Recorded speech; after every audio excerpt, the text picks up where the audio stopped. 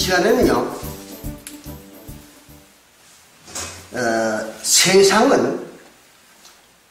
세상은 성경을 단 한 가지도 알지도 못하고 보지도 못한다 하는 말을 가지고 우리 같이 한번 성경을 살펴보겠습니다.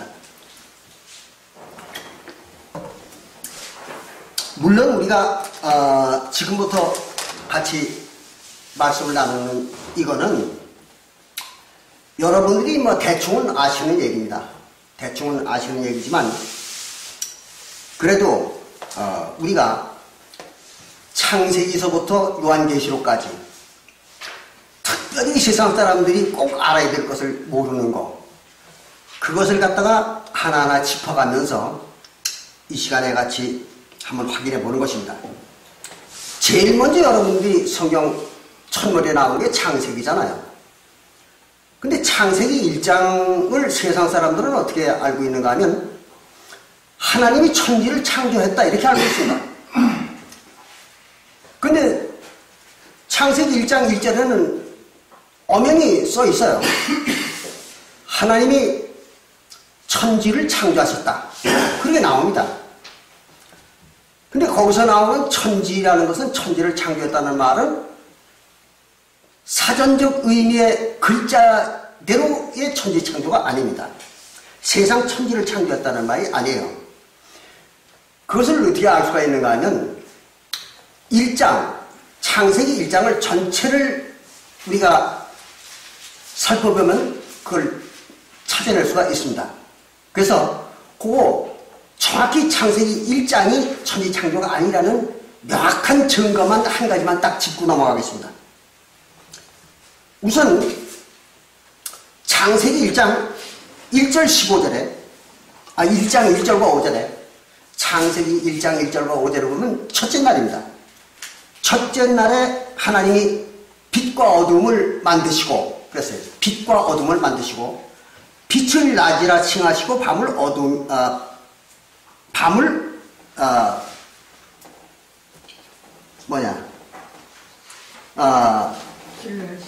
네? 낮이라, 맞다. 빛을 낮이라 칭하시고 어둠을 밤이라 칭하셨다. 이렇게 말씀을 했어요. 그러니까 이거는 엄연히 낮을 의미하는 빛이니까 햇빛이죠. 엄연히.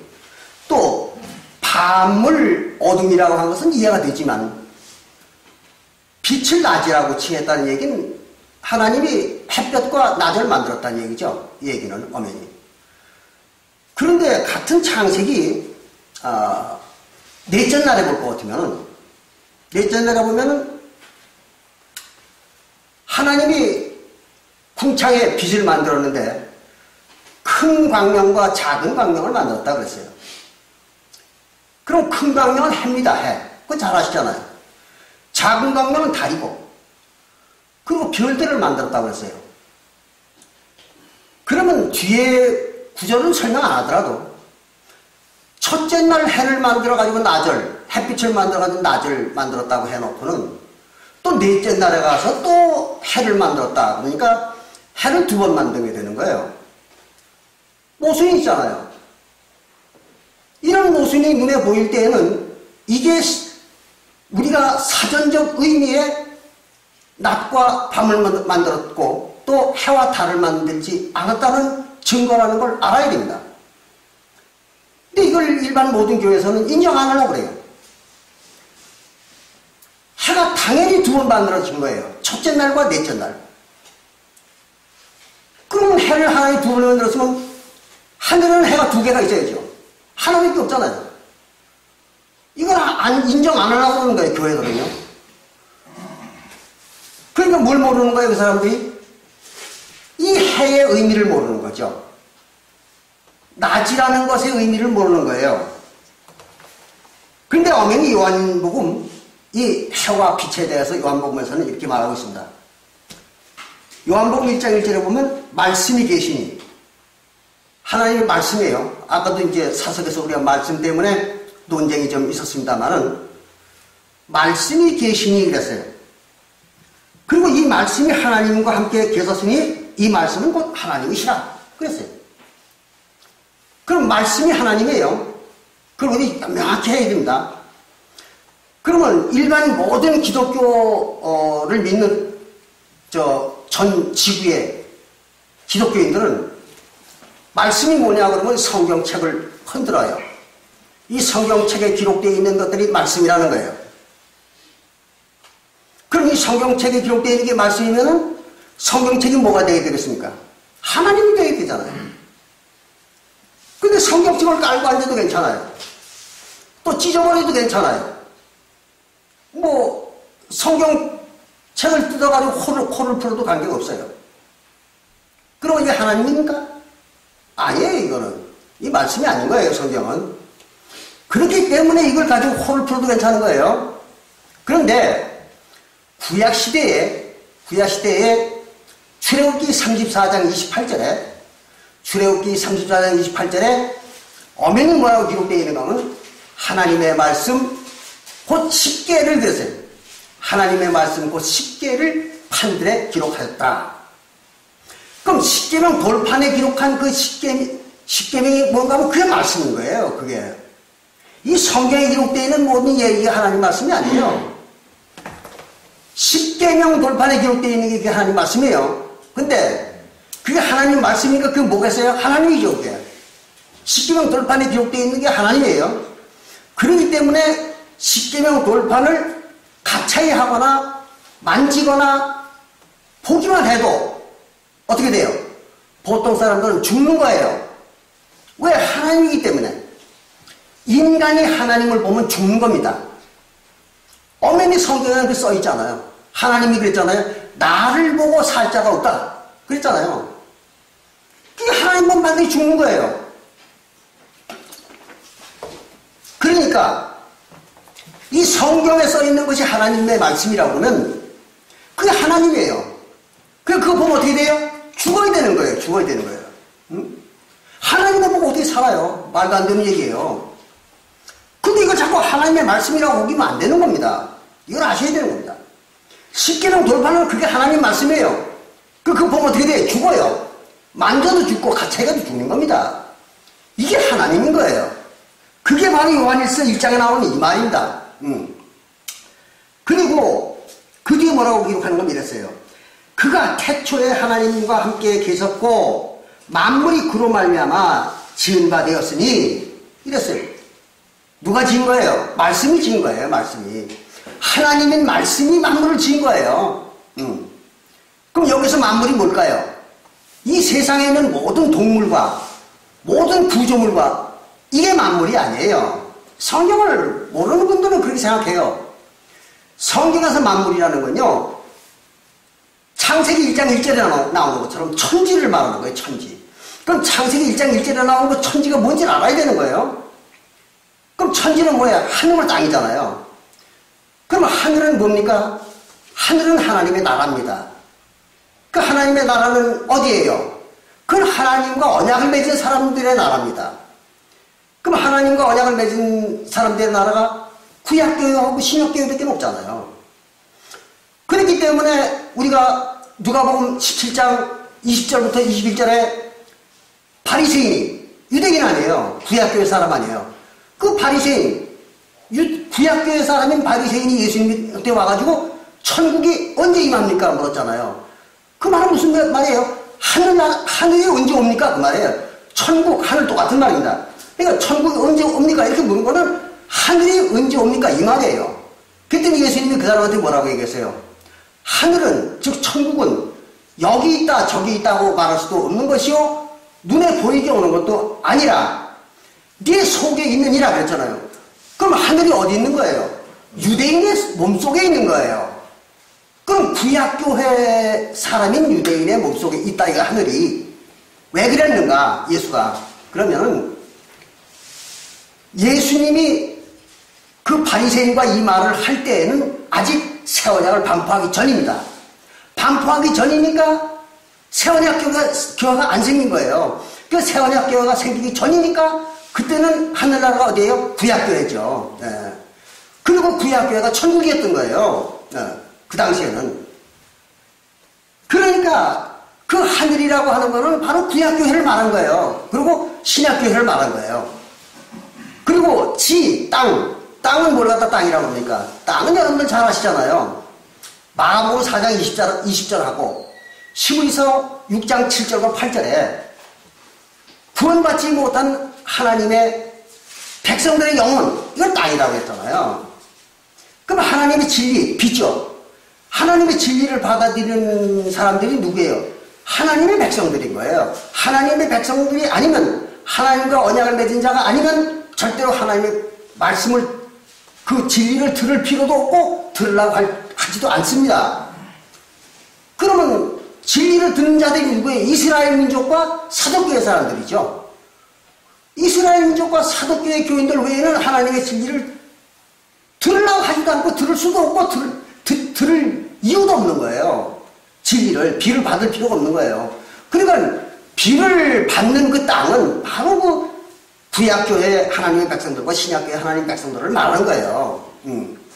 이거를 명확히 알아야 돼요. 그래 창세기 1장 1절을 명확히 알아야 나머지 성경이 풀리는 겁니다. 이걸 모르거든요.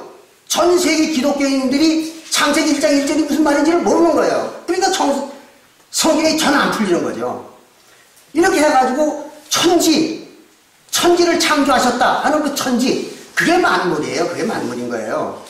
그러니까 만물을 이 말씀으로 하나님이라고 하는 그 말씀이 천지를 창조했다고 말해요. 그러니까 누굴 창조해가 하나님이 창조한 건 오직 하나님의 나라와 그리고 구약교회와 신약교회 그리고 그 영혼들, 그 교회 영혼들, 그러니까 땅이죠. 그 영혼들. 그러니까 구약교회 성도들의 영혼과 신약교회 성도들의 영혼, 그것만 만든 거예요. 하나님이. 그걸 만든 게 누구예요? 하나님이요? 그게 말씀인 거예요. 그래서 그 말씀으로 만든 거예요. 그럼 구약시대에는 뭘로 만든 거예요? 그걸 갖다 십계명으로 만든 거죠. 십계명을 중으로 말미암아서 하나님의 나라와 하나님의 나라의 백성들을 만든 거예요. 그럼 십계명을 받기 전에 아브라함 때부터 모세 때까지는 어떻게 된 거냐? 이런 반문이 있을 수가 있어요. 그런데 아브라함 때부터 모세 때까지는 뭐가 없었어요? 나라가 없었던 거예요. 예? 그냥 하나님의 백성들은 있어서는 나라가 없었던 거예요.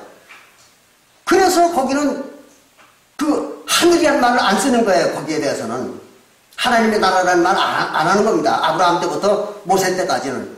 그리고 하나님의 나라는 언제 생겼느냐? 바로 모세 때부터 이제 이스라엘이라는 나라가 생긴 겁니다. 그렇기 때문에 그때부터 하나님의 나라라는 말을 사용한 것입니다. 이건 잘 구분할 줄 알아야 돼요. 그래서 성경을 아는 겁니다. 자, 이렇게 보니까 결국은 하나님이라는 존재는 말씀이에요. 말씀이고 그 말씀이 하나님이에요.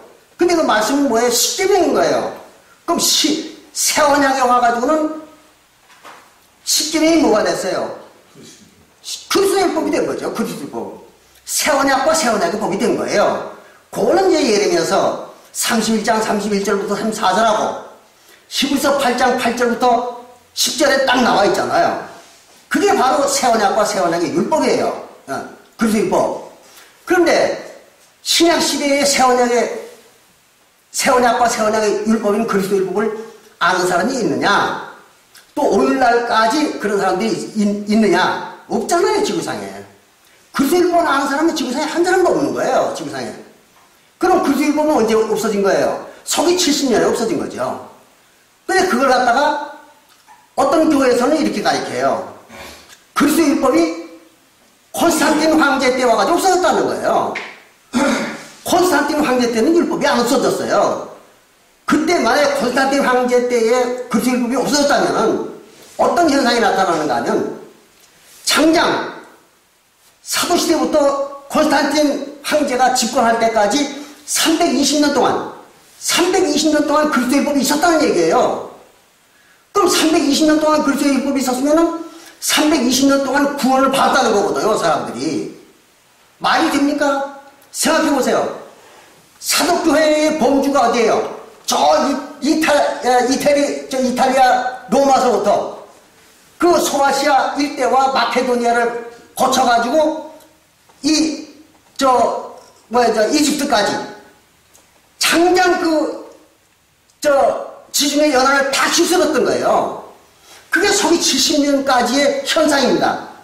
근데 그것이 안 없어지고 만약에 320년 동안을 전도를 했다 그러면은 구원을 줬다 그러면은 사독교회에서 구원받는 사람이 얼마나 되겠습니까? 수천만 명이 됐을 거예요. 수천만 명. 그럴 거 아니에요. 40년 동안에 구원받은 데가 14만 4천이나 나와 있잖아요. 그런데 하물며 그게 320년 동안 구원을 줬다고 생각해 보세요. 수천만 명이 구원을 받았을 거예요. 어떻게 14만 4천만 구원을 받았겠습니까? 말도 안 되는 얘기를 하고 있는 거예요. 그러니까 언제 그리스도 율법이 언제 없어졌는지를 모르는 거예요. 모든 교회들은. 그게 70년, 서기 70년이라고 상상을 못하는 거예요. 그러니까 요한계시록 갖다 풀 때 어메니 요한계시록 2장 3장에는 이방의 7교회에게 주는 편지 아니에요? 그 7교회 편지할 때 그 교회의 마지막 부분에는 반드시 이긴 자에게는 구원을 주리라. 이게 나와 있잖아요. 그러니까 2장 7절에서는 이긴 자에게는 내가 낙원에 있는 생명나무 열매를 내게 주리라. 이게 뭐예요? 구원 준다는 얘기죠. 그 다음에는 내가 이제 이기는 자에게는 하늘의 예루살렘과 아버지의 이름과 아들의 새 이름을 내가 주리라. 뭐예요? 그것도 구원 준다는 얘기죠. 또 그 뒤에 가지고 뭐 철장 권세를 준다는 등 뭐 이게 그게 나오잖아요. 쭉. 근데 뭐 하겠다는 얘기예요? 구원 준다는 얘기거든요. 근데 요한계시록이 몇 년도에 기록됐다고 가르쳐요? 92년에서 55년도 사이에 기록됐다고 가르치는 거예요. 일반 기독교에서는. 지금 뭐 기독교뿐만 아니라 이단이라고 하는 유사 종교들, 새로 생긴 신흥 종교들 많잖아요. 뭐 신천지니 뭐 안상홍주의니 많지 않습니까? 그 사람들 다 그렇게 가르쳐요. 그런데 그럼 92년도부터 95년도 그 무렵에 요한계시록이 사용된 거라면 70년도에 구원이 끝났는데 서기 70년에 그리스도 율법이 없어졌는데 아니 95년도에 구원을 준다? 뭘 가지고 구원 주는 거예요? 그리스도 율법도 없이 어떻게 구원 줘요? 말도 안 되는 거예요. 그러니까 지금 기독교들은 뭘 가지고 구원 받는 거지, 구원 받는 게 어떻게 하는 건지, 또 구원이 뭔지 모르는 거예요. 단 한 가지도. 이게 오늘날 모든 기독교들의 현상입니다. 얘기가 다른데 뒤로 좀 번졌습니다만은 이렇게 해가지고 바로 하나님이라는 건 말씀이요. 그것이 하나님이에요. 근데 그 말씀이라고 하는 그 하나님 속에 뭐가 있다고 그랬는가 하면 생명이 있다고 그랬거든요. 생명이 있다. 4절에. 요한복음 1장 4절에 보면은 그 안에, 어디? 말씀 안에 뭐가 있다고 해서 생명이 있다고 그랬어요. 생명이 있으니 그 생명은 사람의 빛이라 그랬어요. 사람들에게 비치는 빛이에요. 근데 그러면 여기서 이걸 잘 정신 차리고 들으셔야 돼요. 말씀이 하나님이잖아요. 근데 그 말씀에는 하나님 속에 뭐가 있어요? 생명이 있다고 그랬어요. 생명력이 있는 거예요. 그 생명이 뭐예요? 하나님이잖아요. 근데 그 생명이 사람들에게 비칠 때는 그 뭐라고 빛이라고 그러는 거예요. 빛이에요. 근데 거기에서 4절부터 6절에 볼 것 같으면 요한이 빛에 대하여 증거하러 왔다 그랬거든요. 그 빛에 대해서 침례 요한이 증거하러 왔다 그런 거예요. 그럼 요한이 누굴 증거하러 왔습니까? 말씀 증거하러 왔어요? 아니잖아요. 예수를 증거하러 왔잖아요. 그렇죠? 그래 예수가 빛이라는 거예요. 이건 여러분들이 잘 구분할 줄 알아야 됩니다. 이거를 혼동을 해서는 안 돼요. 말씀이 하나님이에요. 그리고 그 말씀이 하나님이니까 말씀이나 하나님은 똑같은 존재예요. 그렇잖아요? 그리고 그 속에 생명이 있는 거예요. 생명이 뭐예요? 능력이죠. 그래서 능력이 있는 거예요. 사람을 죽일 수도 있고 살릴 수도 있는 능력이 있는 거예요. 그래서 그걸 쳐다보면 죽는 거예요. 응? 근데 그 능력이 뭘로 하느냐? 육체로 온 거예요. 육체로. 그 능력인 하나님의 힘이 육체로 온 거예요. 그래서 말씀이 육신이 되어 왔다 그랬잖아요. 14절에. 요한복음 1장 14절에. 그래 말씀이 육신이 돼서 온 거예요. 육신을 입고 온 거예요. 그 말씀이. 그래 그걸 증거하러 온 게 침례 요한이에요. 그러면 그 말씀이 육신을 쓰고 온 이유를 알아야 될 거 아니에요. 왜 육신을 쓰고 왔겠는가? 바로 육신을 쓰지 않으면 그 속에 뭐가 있다고 그랬어요? 하나님의 생명이 있다고 그랬잖아요. 그 생명을 사람들이 보게 되는 거예요. 보게. 육신이 없으면 그 생명을 보는 거예요. 보면 어떻게 돼요? 사람들이 죽어요. 예, 바로 죽는 겁니다. 그래서 사람들이 보고 죽지 않게 하기 위해서 육신을 쓰고 온 거예요, 예수님이요. 예. 그걸 아셔야 돼요. 그래서 자기 몸을 뭐라고 했어요? 우리가 지난번에 어저께 배웠죠? 그것도 휘장이에요. 성전의 휘장이잖아요. 예수님의 몸이 휘장이라. 예. 11세 10장. 예. 11세 10장 보면 예수님 몸 휘장이라고 했잖아요. 그거 찢어놨다고 했잖아요. 그 십자가에서 찢었잖아요, 예수님께서. 근데 십자가에서 그 찢기 전에는 예수님의 몸이 안 찢어졌잖아요. 안 찢어졌으니까 사람들이 못 보잖아요. 예수님의 몸속을. 그럼 예수님의 몸속이 뭐예요? 지성소죠, 지성소. 그 지성소를 보면 죽는 거예요. 그게 하나님이에요. 지성소가 하나님인 거예요. 그 십계명이고. 그러니까 십계명을 봐도 죽고 하나님 지성소를 봐도 죽는 거예요. 예, 그 하나님이기 때문에. 그것도 뭐예요? 말씀이다, 이게. 그게. 말씀이면서 하나님인 거예요. 그래서 그걸 죽는 거예요. 이런 원리를 확실히 알아야 되는 겁니다. 이걸 모르면은 전혀 성경을 오해하게 되는 거예요. 자, 이렇게 해가지고 창세기 1장은 이제 이렇게 따지고 보니까 어때요? 창세기 1장은 글자적인 의미가 아니잖아요. 그럼 창세기는 거기 써 있는 게 전부 뭐예요? 비유가 아니면 거짓말이에요. 그렇죠? 창세기는 비유가 아니면 거짓말인 거예요. 글자 그대로라면 거짓말이고 비유라면 그 비유를 해석해야 되는 거예요. 그렇지 않습니까? 근데 지금 창세기 비유를 해석하는 교회가 있어요? 없어요. 한 교회도 없습니다. 그러니까 창세기 1장을 저는 모르는 거죠. 그러니까 앞뒤가 안 맞는 얘기가 나오는 거죠. 예? 그러면 창세기 1장도 잘못된 거예요. 잘못 해석들을 한 거예요. 그러니까 창세기 1장을 아는 교회가 지구상에 없어요. 단 한 교회도 없습니다. 언제부터? 서기 70년 이후에 오늘까지. 그건 1900년 동안 아무도 몰랐던 거예요. 자, 그러면 그 다음에 이제 노아의 홍수에 대해서 조금 알아봅시다. 여러분들이 조금 전에 얼마 전에 노아의 홍수를 배웠죠. 지금 세상의 모든 교회들은 노아의 홍수가 사실이라고 가르치고 있어요. 노아 때에 홍수가 일어났다. 이런 뻥을 까고 있어요. 말도 안 되는 얘기 아니에요. 노아는 누구의 자손이에요? 아담의 자손이잖아요. 그쵸? 아담의 계보를 쭉 따라 내려가보면 노아가 나와요. 그럼 노아는 아담의 후손입니다. 그럼 아담이 실제의 인물이 아니라고 보면은 노아도 실제 인물이 아니죠. 조상이 없는 인간이 어디 있어요? 조상이 없는 인간이. 그럼 아담은 조상이 없는 인간이 되는 거잖아요. 근데 아담은 실제 인물이 아니에요. 어떻게 입증하느냐? 잘 아시잖아요. 안지호에서는 이 정도는 알아요. 아담이 실제 인물이 아니라는 것까지는 안상홍 증인에서는 압니다. 그래서 이 에베소서 5장 1절부터 나오는 에베소서 5장 1절부터 5절까지 나오는 그 말을 알아요. 뭐냐 그러면 사도 바울이 그걸 해설하기를 남자, 사람이죠. 아담입니다. 아담은 그리스도예요. 여자는 교회라 그랬어요. 하와는 교회라. 그럼 아담이 그리스도라고 하면 그리스도는 실제 인간이 아니잖아요. 그것은 하나님이죠. 그럼 인간으로 왔던 하나님은 최초의 하나님은 이삭밖에 없어요.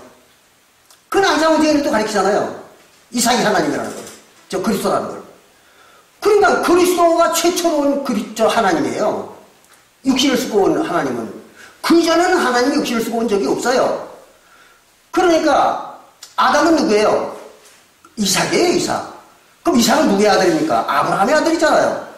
그런데 뭘 저기 에덴 동산에서 뭐 아담으로 온 것이 그게 이제 인간들의 조상이라고 이렇게 가르치는 거예요, 기독교에서는요.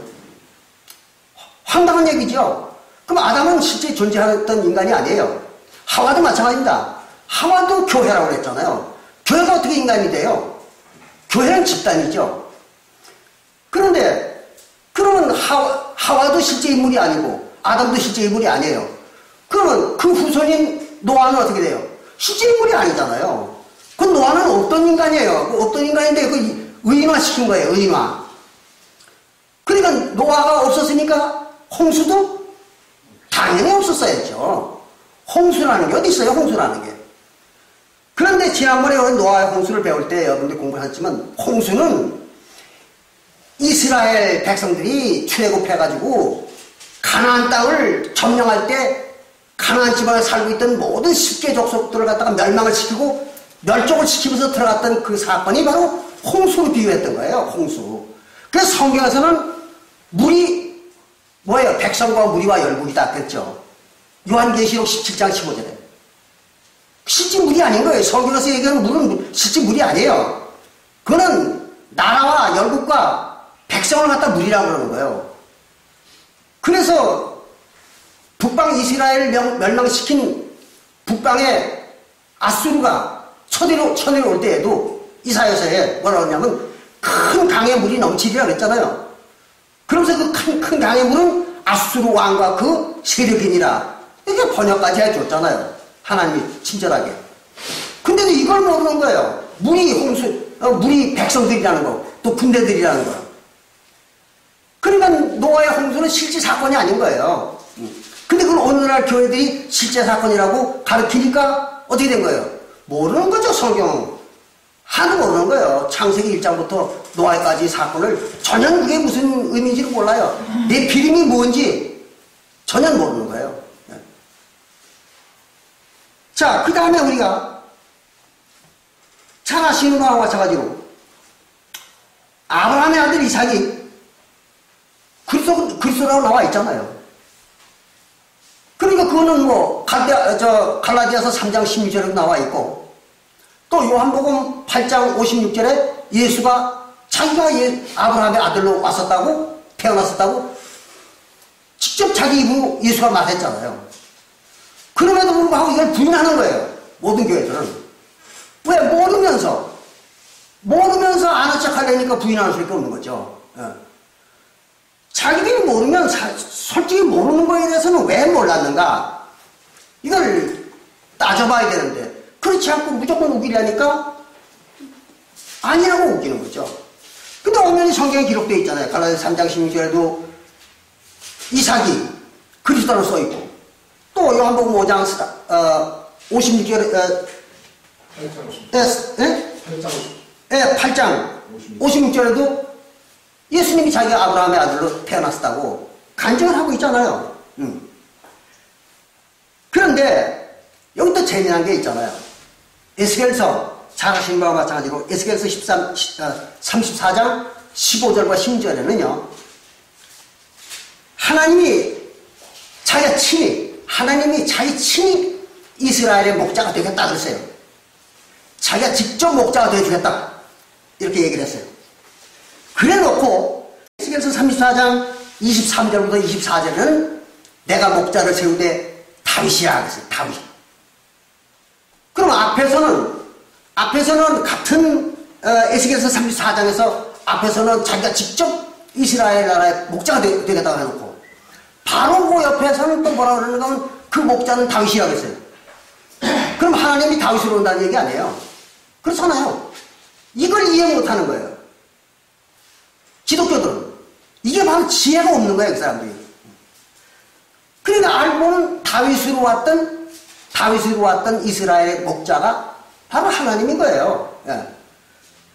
그래서 누가복음 1장 32절부터 33절에 볼 것 같으면은 예수님이 뭘 왔다고 그랬어요? 다윗의 왕위를 가져왔다고 그랬잖아요. 다윗의 왕으로 온 거예요. 예. 그러면 다윗의 왕으로 온 예수가 목자잖아요. 그리고 하나님이잖아요. 이렇게 앞뒤가 다 맞는 거예요. 이 성경이. 예언은 이렇게 맞아야 된다. 그런데 여기서 우리가 하나 짚고 넘어가야 될 건요. 여기까지는 아는 사람도 있어요. 어떤 사람들은. 근데 아직까지는 하는 사람도 못 만나봤지만 있을 거예요. 근데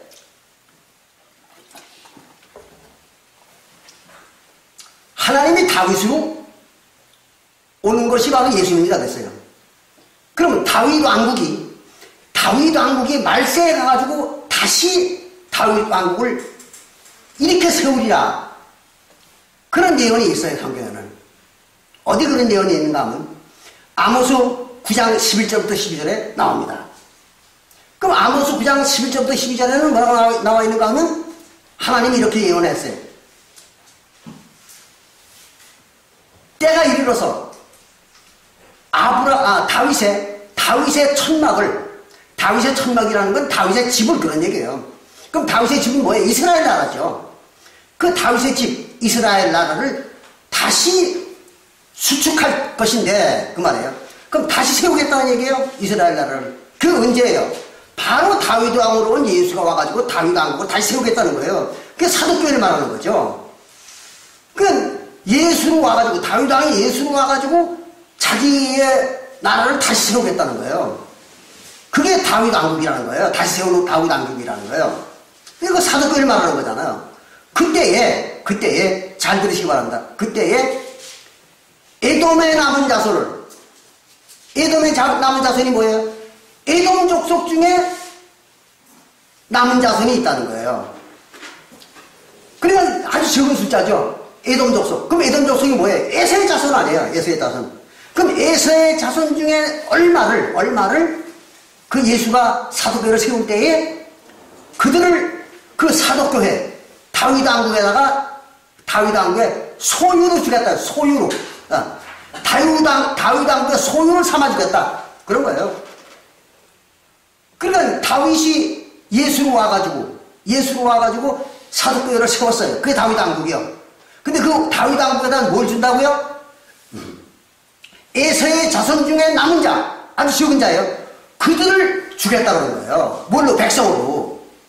그러니까 사도시대에 와가지고 누구가 구원받았어요? 이방인들하고 유대인들하고 이방인이 구원받았잖아요. 그 외에는 구원받는 사람이 없어요. 사도시대에는 유대인들과 이방인이 구원받은 거예요. 근데 그 이방인을 갖다가 전 세계 모든 교회는 누구라고 해요? 전 세계 인류라고 고집을 펴고 우기는 거예요. 그게 전 세계 인류라는 거예요. 근데 성경에는 전 세계 인류를 구원한다는 그런 예언은 단 한 줄도 없어요. 또 전 세계 인류를 구원했다는 말도 단 한 줄도 없습니다. 성경에. 그러면 누구를 이방인이라고 했느냐? 바로 에돔 자손이에요. 나오잖아요. 그게 아모스 9장 11절부터 10절에. 그 에돔 자손에 남은 자, 그들을 이방인으로 주겠다고 약속한 거거든요. 하나님이. 그러니까 사도시대에 와가지고 구원받은 자들이 누구예요?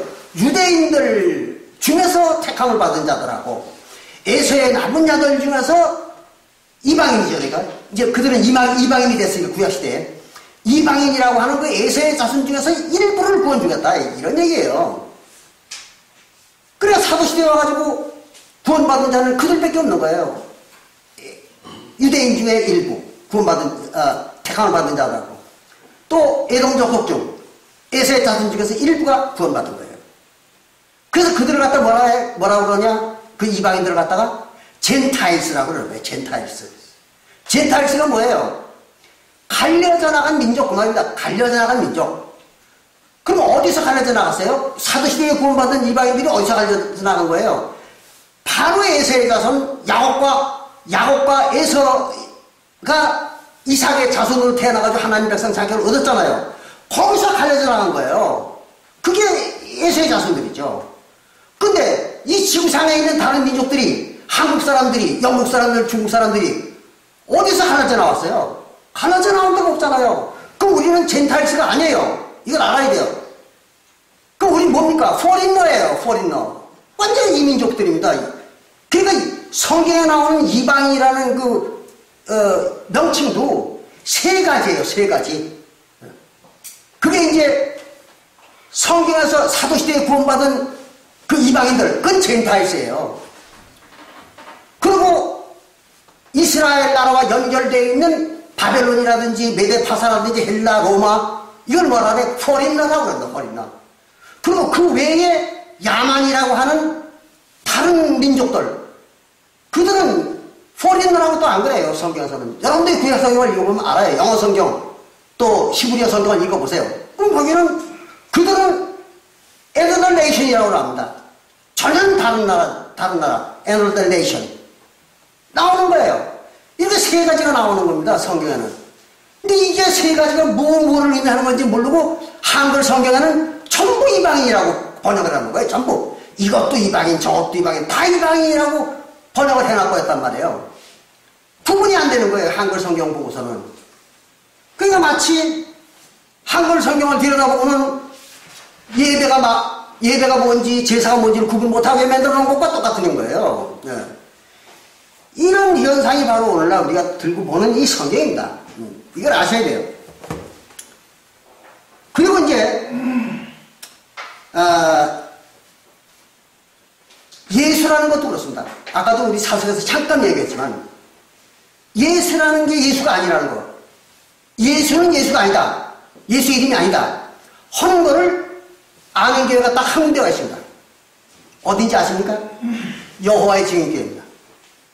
여호와의 증인교회 사람들은 그 정도 상식은 있어요. 거기서는 예수가 예수 이름이 아니라는 걸 알아요, 그 사람들은. 그리고 여호와가, 저 구약 성경에 나오는 여호와가 구약의 하나님의 이름이 아니라는 것도 알아요. 그건 이 여호와의 증인들이 공부 좀 한 거예요. 그러니까 여호와라는 이름도 하나님의 이름이라는 거 이름이 아니라는 걸 알아요. 그들이. 또 예수라는 이름도 예수의 이름이 아니라는 걸 알아요. 여호와 증인교회에서는. 그리고 솔직하게 그렇게 가르쳐요. 교인들을. 그게 양심적인 거예요. 근데 지금 세상의 모든 기독교회라는 그 종교에서는 어떠냐? 안 가르쳐요, 그걸 갖다가. 근데 목사들은 알아요.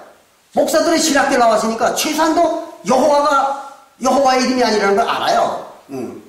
책으로 봤으니까. 또 예수의 이름이 아니라는 걸 알아요. 자기들은. 알면서 교인들한테 안 가르치는 거예요. 숨기는 거예요. 왜? 그걸 가르쳤던 교회가 풍지박산이 되겠습니까? 이게 인간들입니까, 이게? 이렇게 양심을 속이면서 사람들을 가르치는 그 자들이 무슨 목회를 하느냐 이거예요. 말이 안 되는 얘기죠. 이게 그래서 예수라는 이름도 예수 이름이 아닙니다. 여호와라는 것도 아니고 알잖아요. 여호와라는 이름의 본 시브리어 성경에는 여호와라는 말이 없고 요드해 와우해만을 기록되어 있는 거예요. 낮자만.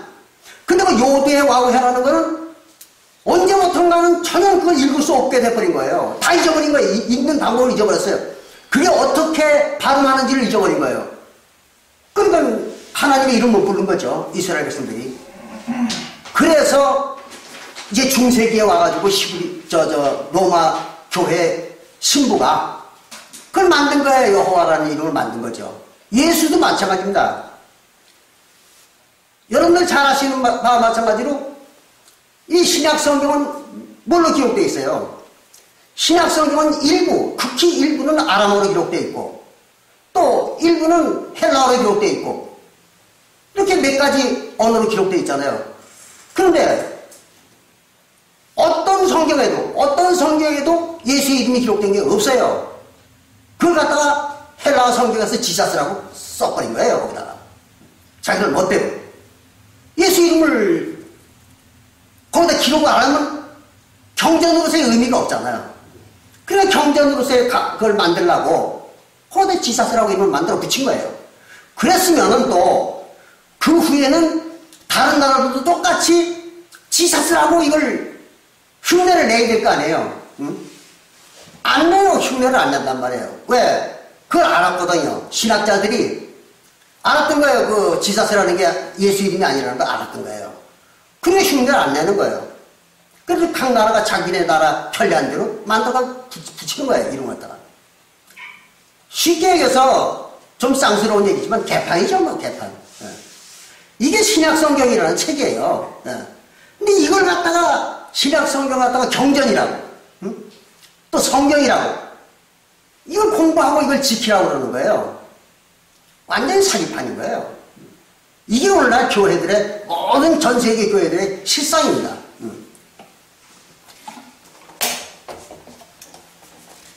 자, 그런가 하면 새언약도 마찬가지입니다. 새언약에 대해서도 조금 말씀을 드리는데 새언약이라는 건 여러분들 잘 아시는 분들은 아실 거예요. 누가복음 22장 19절부터 20절을 보면요.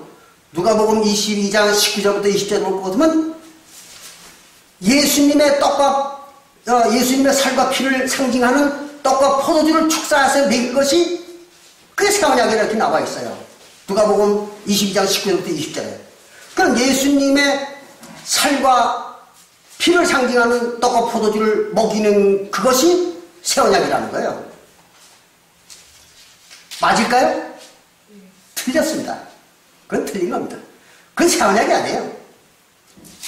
예수님의 살과 피를 상징하는 떡과 포도주를 축사해서 먹인 거, 이게 새 언약이냐? 아닙니다. 그걸 그렇게 가르쳐요, 어떤 교회에서는. 그러면 만약에 우리가 예를 들면 이런 거 생각해 봅시다.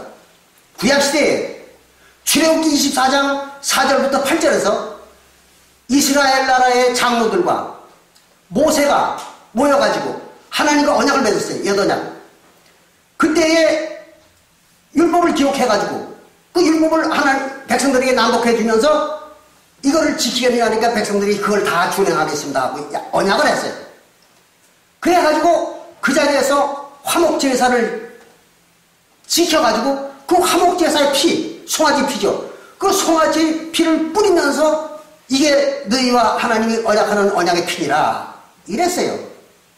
자, 그러면 그때 그 화목제사를 지내서 송아지를 잡고 그 송아지의 피를 백성들에게 뿌린 거, 그게 예언약일까요? 아닙니다. 그건 예언약이 아닙니다. 이걸 잘 구분할 줄 알아야 돼요. 그거는 예언약이 아니라 그건 뭐냐? 예언약의 언약식입니다. 그걸 아셔야 돼요. 언약식과 언약은 다른 거예요. 그냥 언약 맺는다고 해서 피를 뿌렸는데 그게 예언약이라고 그러면은 그냥 피만 뿌리면 될 거 아니에요. 피만 뿌리면 맨날 뭐 주회장치에 모여가지고 피만 뿌려야 될 거 아니에요. 그게 예언약이라고는. 그게 예언약이 아니라 예언약을 맺는 언약식을 한 거예요. 그와 마찬가지로 새 언약에 나오는 누가복음 22장 19절부터 20절에 나오는 예수님의 살과 피를 상징하는 떡과 포도주를 먹인 거 그 자체가 새 언약이라고 기록한 것이 잘못된 거예요. 그건 새 언약이 아닙니다. 새 언약을 맺는 언약식이죠. 언약식. 그런 것이 새 언약이 아니에요. 새 언약은 뭐가 새 언약이냐? 그러면 새 언약이라는 건 예레미야서 31장 31절부터 34절에 기록되어 있고 히브리서 8장 8절부터 10절에 기록되어 있듯이 하나님이 이스라엘 민족과 그 엄연히 기록되어 있어요. 거기에 이스라엘 집과 유다 집에 새 언약을 세운다고 되어 있어요. 그걸 맨날 읽어요. 뭐 오늘날 새 언약 가르친다는 교회들이 맨날 그거 예레미야서 31장 31절부터 34절을 읽어요. 읽으면서 거기다 뭐라고 써있는가 하면 이스라엘 집과 유다 집에 새 언약을 세우기를 딱 이렇게 나와 있잖아요. 그걸 읽으면서도 이스라엘 집과 유다 집에 새 언약을 세운다는 말이 무슨 말인지를 설명 안 하는 거예요. 죽어도 그건 안 하는 거예요. 왜? 주들이 이스라엘 집과 유다 집이 아니니까. 그걸 설명했다가는 교인들 다 친구로 가버릴 테니까. 그걸 설명 안 하는 거예요. 그러면 자기들이 이스라엘 집과 유다 집이라는 거예요. 황당한 인간들이잖아요. 한국 민족이 언제 이스라엘이었고 언제 유다였습니까? 또 한국 사람들의 조상이 이스라엘 사람이고 유다 사람입니까? 아니잖아요. 그러니까 하나님은 이 한국 사람들과 새 언약을 맺은 적이 없어요. 그런데 저들이 뭐 한국 사람이면서 하나님과 새 언약을 맺었다고 이따구 소리 하는 거예요. 황당한 인간들이잖아요. 이게 바로 이제 양심을 속이는 자들의 실태입니다. 분명히 예레미야서 31장 31절부터 34절에는 하나님이 이스라엘과 유다 집에 새 언약을 세우자고 그랬어요. 그게 이제 사도시대에 와가지고는 누구만 남았습니까? 바로 유대인들만 남았던 거죠. 그러니까 유대인들에게 새 언약을 세우는 거예요. 그러니까 예수님께서 이방인들이 아니고 유대인들로 구성되어 있는 12제자, 그 12제자를 붙잡고 새 언약을 세운 거예요. 그래서 예레미야서 31장 30절부터 34절에 나오는 그 말을 성취시킨 겁니다. 이렇게 해서 새 언약을 세웠죠. 근데 그 새 언약의 내용은 뭡니까? 바로 언약을 맺는 자들을 하나님의 백성을 삼고 하나님은 그들의 백성이 되어주리라. 이거죠. 그게 새 언약이에요. 그런 거지 뭐 떡과 포도주 먹는 게 새 언약이 아니에요. 떡과 포도주 먹는 거는 새 언약을 맺는 예식이죠. 이런 걸 아주 명확히 구분을 해줘야 그게 뭐고 이게 뭔가를 아는 거예요. 이렇게 해서 누가복음 22장 19절부터 20절을 가지고 새 언약이라고 가리키는 자들은 거짓말하는 자들입니다. 그래서 마태복음 26장 26절부터 28절의 기록이 가장 정확히 기록된 거예요. 그러니까 사복음서 중에서 새 언약에 대한 기록 중에서 가장 정확하게 기록한 것은 오직 마태복음 26장 26절부터 28절에 기록된 거예요. 그러니까 요거는 안 읽어요, 요거. 어떤 새 언약을 가리키는 교회들이 대개 보면 요 마태복음 26장에 대한 기록은 절대로 안 가리켜요. 그리고 뭘 가리키냐? 누가복음 22장 19절부터 20절 요것만 가리키는 거예요. 그래서 속이려고. 근데 마태복음 26장 26절부터 28절에는 그게 새 언약이라는 말이 없어요, 거기는. 그러고는 뭐라고 했어요? 이거는 언약의 피라고 했잖아요. 26장 28절에. 그래서 예수님의 살과 피를 상징하는 떡과 포도주를 먹이면서 이것은 언약의 피라. 그런 거예요. 언약의 피가 맞는 거예요. 그런 거지 새 언약이 아닙니다. 새 언약의 피지. 그렇게 해서 새 언약을 세우는 거예요. 근데 그나마도 마태복음 26장 28절에는 그걸 뭐라고 했어요? 새 언약의 피를? 죄사함을 주는 거 있잖아요. 죄사함. 죄사함을 주는 언약의 피라고 했어요. 이거 두 가지요. 그 작용이. 그 떡과 포도주를 먹일 때 먹이는 그 포도주는 두 가지 역할을 하는 거예요. 한 가지는 뭐예요? 죄사함 주는 거예요. 두 번째는 언약을 맺는 언약식이에요. 두 가지의 의미를 같이 포함하고 있는 거예요. 그러니까 죄사함을 주는 건 무슨 제사입니까? 바로 속죄제죠. 그리고 언약을 맺는 제사는 뭐예요? 화목제죠. 그러니까 이걸 갖다가 속죄제와 화목제를 해내야 되는데 예수님은 단번 제사로 끝내잖아요. 모든 걸 갖다가. 단번 제사로 끝내다 보니까 속죄제의 말을 빼버리고 화목제로다 모든 걸 다 이뤘다 이렇게 얘기한 거예요. 화목제로 모든 걸 다 이뤘다. 그래서 요한일서 2장 2절하고 요한일서 4장 10절하고 로마서 3장 25절에는 뭐라고 했어요? 죄사함은 화목제로 준다고 했죠. 화목제. 죄사함은 엄연히 화목제로만 준다고 딱 나와 있잖아요. 세 군데. 그럼에도 불구하고 오늘날 안식교회라든지 안성중이라든지 이런 데서는 6월절로 준다는 거예요. 이 여호와의 증인교회도 그래요. 여호와의 증인교회도 똑같이 그래요. 6월절로다가 죄사함을 준다는 거예요. 황당한 얘기를 하고 있는 거죠. 엄연히 요한일서 2장 2절하고 요한일서 4장 10절하고 로마서 3장 25절에 화목제로 죄사함을 준다고 딱 기록되어 있는데 이거를 뒤집어가지고 엉뚱한 소리를 가르치고 있는 거예요. 그 교인들이 그래가지고 죄사함 받겠어요, 그들이? 택도 없네, 있죠. 또 그나마도 어차피 죄사함 얘기 나왔으니까 죄 얘기를 해야죠. 죄가 뭐예요? 히브리서 9장 15절에 예언약 때 지은 죄를 용서함을 주기 위해서 예수님이 죽으셨다고 했잖아요. 그럼 예언약 때 지은 죄예요, 죄가. 그럼 예언약 때는 언제예요? 사도시대 이전이죠, 사도시대 이전. 사도시대 이전에 지은 죄를 갖다가 용서해주는 거예요. 그 죄사함이에요. 그런 거지, 오늘날 자기 어머니, 아버지 뱃속에서 태어나가지고 지금까지 자라오는 동안에 지은 죄를 용서해준다. 황당한 얘기죠. 말도 안 되는 얘기. 성경에 그런 말이 어딨어요? 없는 소리를 만들어 가리키는 거예요. 그래놓고는 또 심지어는 어떤 교회는 이래요. 지난 한 주 동안 교회 안 나오면서 지은 죄.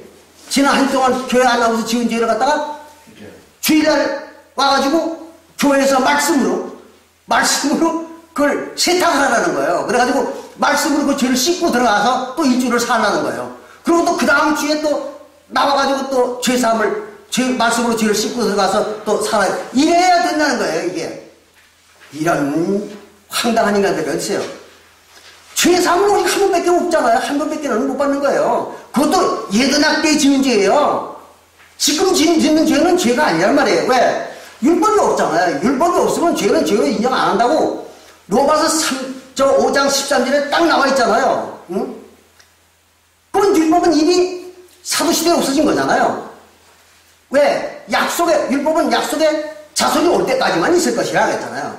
그 약속의 자손이 누구예요? 예수잖아요. 예수가 오기까지만 율법은 있는 거예요. 그럼 예수가 옴으로써 율법은 없어진 거잖아요. 그러니까 로마서 10장 4절에 뭐라고 했어요? 예수가 너희들의 의를 이루기 위해서 율법의 마침이 되시니라 했죠. 마침. 마침모에 끝났다는 게 얘기예요. 그 예수가 옴으로써 끝나버린 거예요. 율법은 없어진 거예요. 그런데 율법이 없는데 무슨 죄가 생겨요? 말도 안 되는 소리죠. 그래, 이 성경이 단 한 가지도 눈에 안 보이는 거예요. 그 사람들 눈에는요. 그러니까 성경을 아는 것이 단 한 가지도 없다고 얘기하는 거죠. 이렇게 하나부터 열까지 다 성경에는 없는 것들만 가리키는 거예요. 있는 건 안 가리키고. 왜? 그거 안 보이니까. 안 보이고 안 들리는 거예요. 이게. 그 심지어는요, 뭐 잘 아시잖아요. 구원이 사도시대에 끝났다는 것도 몰라요. 그럼 오늘날에 와가지고 구원 준다고 난리를 치고 있는 거예요. 구원 받으라고 와가지고. 그것도 사람들이 구원 받겠다고 가서 뭐 돈 바치고 시간 바치고 충성하면서 노예 생활을 하고 있는 거예요. 구원 받겠다고. 근데 엄연히 다니엘서 12장 1절부터 3절에 딱 나와 있잖아요. 사도시대 구원이 끝났다고. 근데 거기에는 뭐라고 되어 있습니까? 이스라엘 백성들을 호위한, 이스라엘 백성들을 호위한 대군 미가엘이 나타날 것인데, 미가엘이 누구예요? 예수죠. 천사장 미가엘이 나타날 것인데, 그때에 그 미가엘이 나타나는 그때에 생명책에 기록된 자들이 다 구원을 받으리라 나와 있잖아요.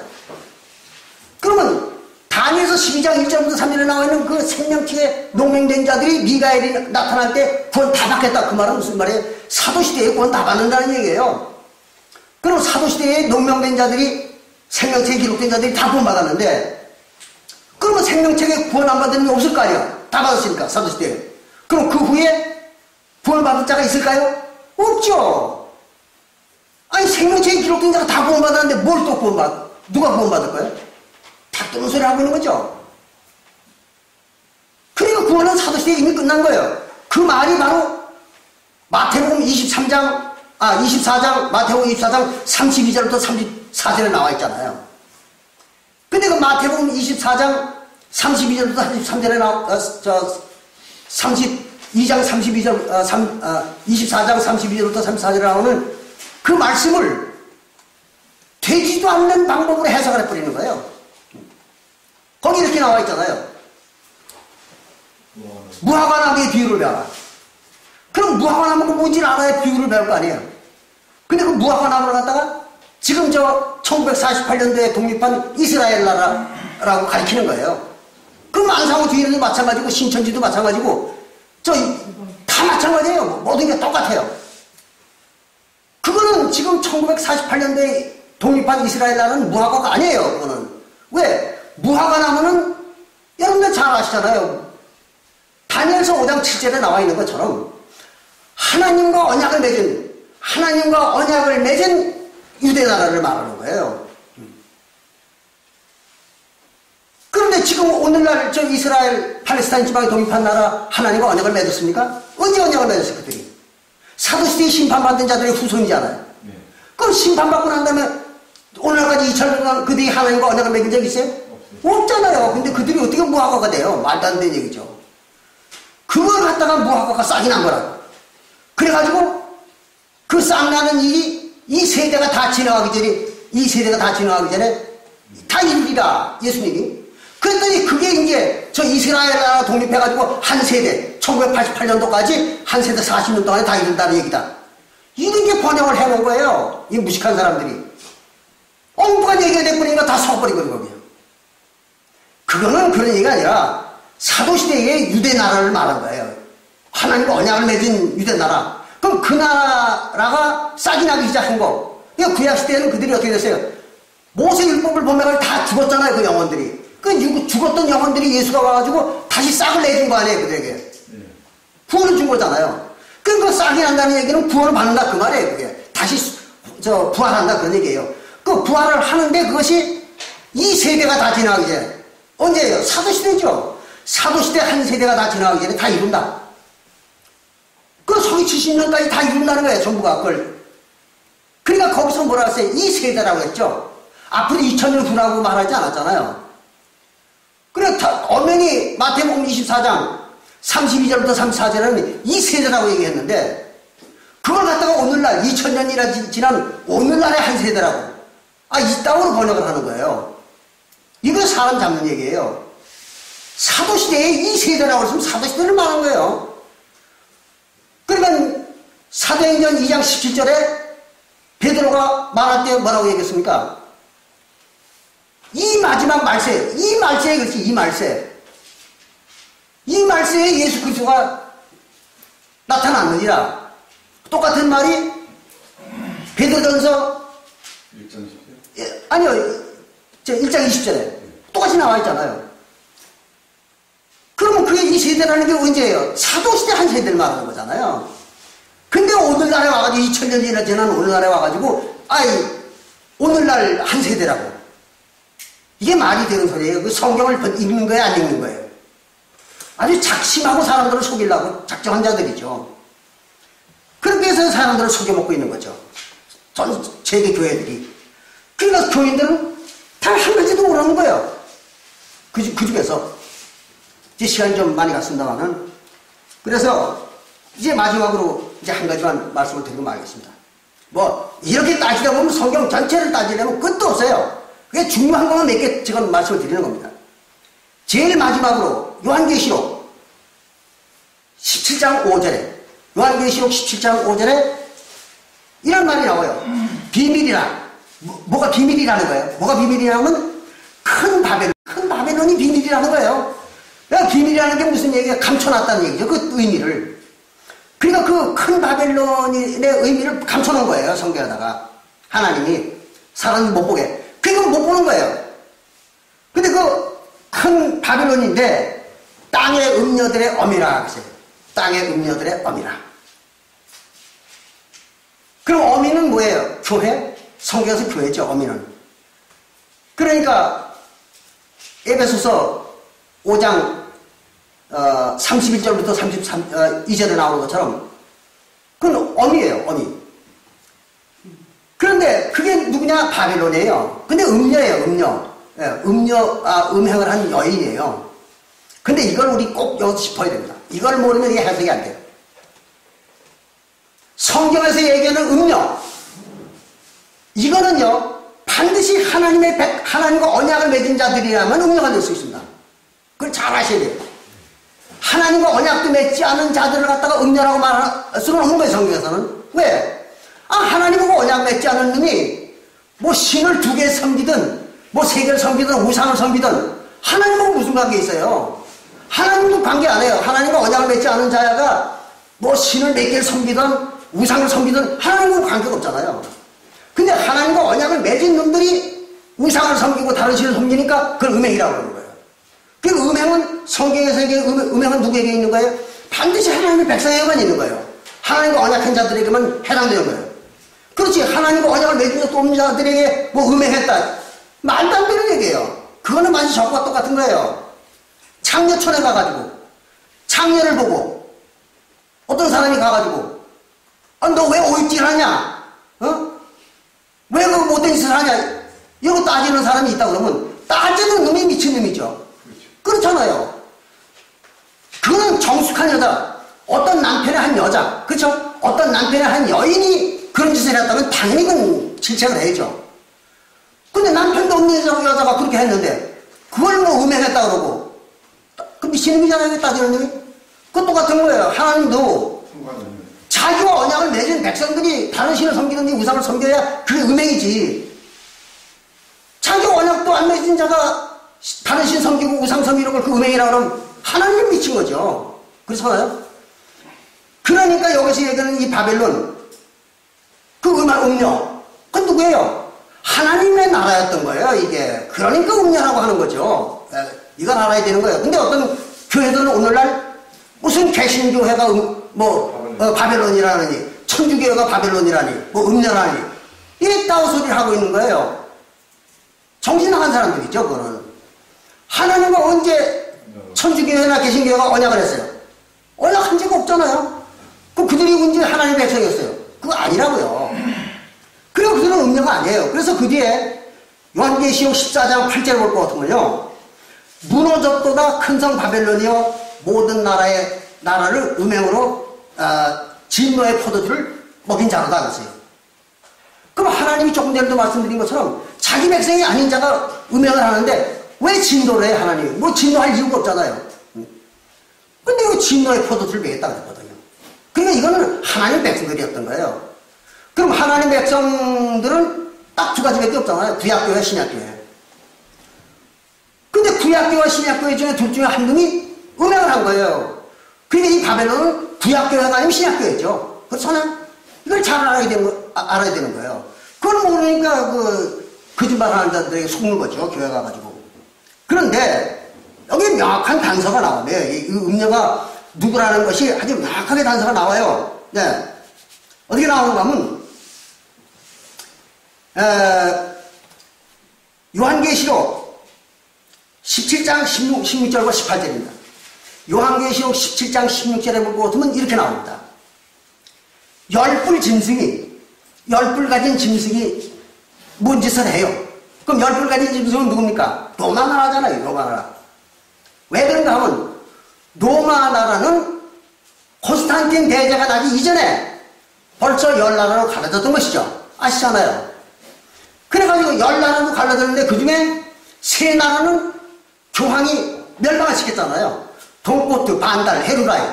그 나머지 7나라만 남아있는 거죠. 그래도 10나라로 갈라진 나라니까 그걸 10뿔 달린 짐승이라고 이렇게 성경에서 예언한 거죠. 그게 로마예요, 로마. 이게. 근데 그 로마가 10뿔 달린 짐승이 음녀를 미워하여 망하게 하고 음녀를 망가뜨렸어요. 음녀를 완전히 멸망을 시킨 거예요. 음녀를 갖다가 멸망을 시키고 그리고 살을 먹고 불러 살이라 했어요. 그 음녀를 잡아먹은 놈이 누구예요? 10뿔 달린 짐승이죠. 그럼 로마예요, 로마. 그럼 로마가 잡아먹은 나라가 무슨 나라예요? 유대 나라잖아요. 유대 나라. 서기 70년에. 응? 그러니까 명확히 나왔잖아요. 바벨론이 누구예요? 로마 나라 얘기해요. 로마 나라. 그게 무슨 개신교, 천주교가 무슨 바벨론이에요? 황당한 소리를 떠드는 거죠. 그래서 오늘날 많은 교회들이 개신교회하고 천주교회가 바벨론이라고. 응? 사단 마귀라고. 이러는 거예요. 전번에도 제가 좀 가르쳐 드렸지만 사단은 어디만 있는 거예요? 사단은 오직 하나님의 나라에만 있는 거예요. 그리고 구약교회에만 사단이 있었던 거예요. 그런 것이 구약교회도 아닌 다른 민족에게 무슨 사단이 있어요? 말도 안 되는 얘기죠. 사단은 뭐예요? 그 의미가 반대자, 그렇죠? 반대자 또는 죄를 범한 자 또는 사망 그런 얘기잖아요. 그러니까 고린도전서 15장 26절에는 원수가 누구예요? 사단이잖아요. 근데 원수는 사망이라고 했잖아요. 사단이 사망이에요. 그 사망이 뭐예요? 모세법을 범한 자들 있죠. 그럼 모세법을 범한 자들은 이스라엘밖에 없잖아요. 이스라엘 외에는 누가 모세법을 범했어요? 없는 거예요. 그러니까 결국은 사단 마귀라고 하는 것도 이스라엘 민족들을 말하는 거지 무슨 오늘날 기독교라든지 천주교회라든지 무슨 불교를 믿는 자들이라든지 뭐 다른 단체에 속한 자 이런 사람들을 사단 마귀라고 하는 것 자체가 앞뒤가 안 맞지 않는 얘기를 떠들고 있는 거죠. 그 여기까지 우리 살펴보고 나니까 어때요? 창세기 1장부터 요한계시록까지 맹탕 모르잖아요. 한 가지도 모르잖아요. 뭐 단 한 가지도 모르는 거예요. 오늘날 기독교 믿는 사람들이 그러면서도 자기들은 다 알고 있다고 생각하는 거예요. 다 알고 있다고. 어처구니가 없는 거죠. 저도 그랬어요. 솔직히 얘기해서.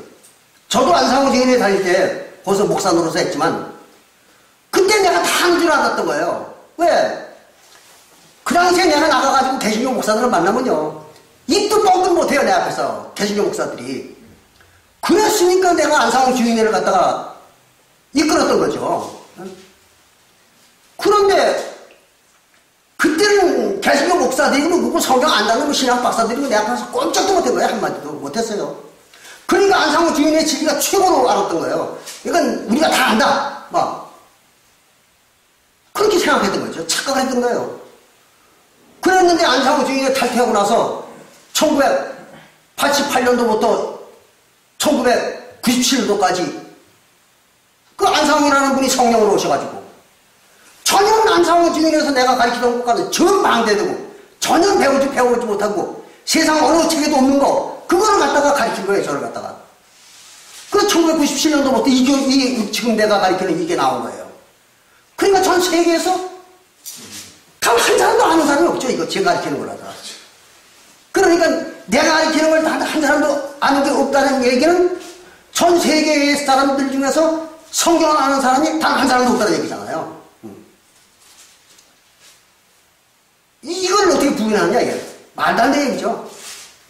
그럼 이제 어떤 사람들 그런 얘기 합니다. 아, 그 안상홍이라는 사람이, 그럼 하나님이라는 걸 뭘로 증명하느냐? 당연한 얘기예요. 그렇게 물어야 돼요. 그렇게 반박해야 된다. 그러나 안상홍이라는 분이 하나님이라는 건 시편 25편 10절에 명확히 나와 있잖아요. 그것도 몰라요. 안상홍 증인에서 안상홍이라는 분을 하나님이라고 신봉하면서도 그게 뭐가 안상홍의 증거인지를 아는 사람이 없는 거예요. 거기도. 시편 25편 10절이에요. 거기는 하나님이 나와 있잖아요. 하나님이 하시는 모든 일. 그거는 오직 언약과 증거. 증거가 뭐예요? 율법이죠. 이거를 가르치고 그걸 지키는 자를 구원해주고 진리가 되어주는 것이다. 딱 나와 있잖아요. 그러니까 하나님 외에는 구약시대나 신약시대나 언약과 증거를 아는 사람은 인간 중에는 존재하지 않는 거예요. 만약에 인간 중에 그걸 아는 자가 있다고 그러면 다 하나님이 된 거죠. 그렇잖아요. 그러니까 구약시대에는 이스라엘 나라를 이끌었던 하나님, 이름 없어졌지만 그 하나님, 신약시대에는 사도교회를 이끌었던 왈예수라고 하는 그 그리스도, 예수라는 이름은 가짜지만 그 그리스도, 그 두 분밖에 없었던 거예요. 언약과 율법을 증거를 알았던 사람은. 그랬던 것을 갖다가 2000년이나 지난 오늘날에 와가지고 유독 나한테만 성령으로 오셔서 그걸 다 가르친 거예요. 그러면 제가 새언약과 새언약의 증거를 가르치는 거죠. 이게 신기한 거 아니에요? 그러니까 그 가르치는 분이 누구예요? 하나님이죠, 그게. 그렇잖아요. 하나님 아니면 못 가르치는 거예요, 이거는요. 이렇게 해서 지금까지 제가 이제 대충 그냥 몇 가지만 이렇게 짚어가면서 말씀을 드렸지만, 이런 것만 우리가 얼개미만 보더라도 지구에 살고 있는 인간 중에서 단 한 사람도 성경을 아는 사람은 한 사람도 없는 거예요. 성경에 단 한 가지도 아는 사람이 없습니다. 근데 이걸 갖다가 사람들은 모르고 있는 거죠. 또 당연히 모르고 있고. 왜 그런가 하면 구약시대에 이사야서 29장 9절 이하에 나와 있고, 또 신약성경에 나오던 예수님께서 마태복음 13장에서 가르친 것과 마찬가지로 들어도 모르고 보아도 모르고 깨달을 수 없다. 뭐를? 하나님의 진리를. 누구 외에는? 하나님의 백성, 택함을 받은 자들 외에는. 그들 외에는 모른다. 이거 들어도 모르고 봐도 모르고 깨닫지 못해요. 아, 근데 뭐 하나님과 저는 관계도 없는 사람들이 이걸 듣고 다 깨닫고 안다면은 하나님이 미친 짓을 한 거죠. 진이 없는 거예요. 하나님이 지능이 없는 거예요. 능력도 없고. 그렇기 때문에 오늘날 이거를 붙잡고 정말로 옳게 제대로 된 걸 단 한 가지라도 아는 사람이 되려면은 그걸 받아야 되는 거예요. 그 방법 외에는 없습니다. 그래서 오늘 이 시간에는 실제로 이 세상은 성경에 대해서 단 한 가지도 아는 것이 없고 들어도 모르고 보아도 모른다 하는 얘기를 가지고 여러분들과 함께 말씀을 나눴습니다. 감사합니다.